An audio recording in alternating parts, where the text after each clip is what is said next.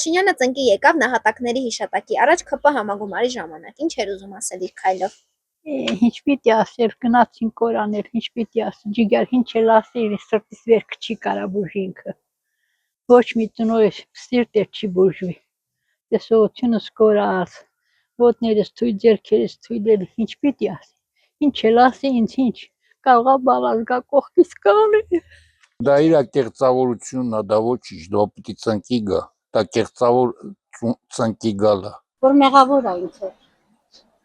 որ ինքը մեղավոր է, լրի բոլոր զոհերի դեմ ինքը մեղավոր է, դրա համար է տեն ծնկի իջավ, ժողովրդի հան, ինչին է պետք, ոտնա իջնել է, ինչին է պետք, իրա ինչին է պետք, որ ժողովրդին տեն զոհել է, այդքան ջահել երեխաներ են գնացել, ծնողներից հեռացել են, իրան ինչին է պետք։ Ինքը մի անգամ ինչ ասեց, անիմաստ նահատակներ, չէ, ասել է, չէ, տենց բան։ Երևի հիմա ուզում էր իմաստավորեր այդ իր ծնկի գալը։ Ինքը շուտ է ծնկի գալ, որ կանգնացել պատերազմը, ոչ շարունակել։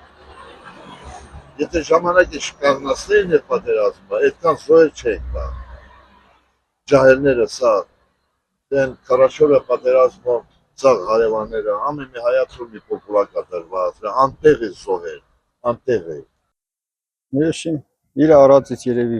իր մեղքերն էր, թողություն էր տալիս մեղքերի։ Սուտա, կեղծա, կաբինետային կապի կա ինքը։ Ժողովուրդ կեսը, ասում են, որ դա ձևականություն է։ Դավաճանները դերասաններ են եւ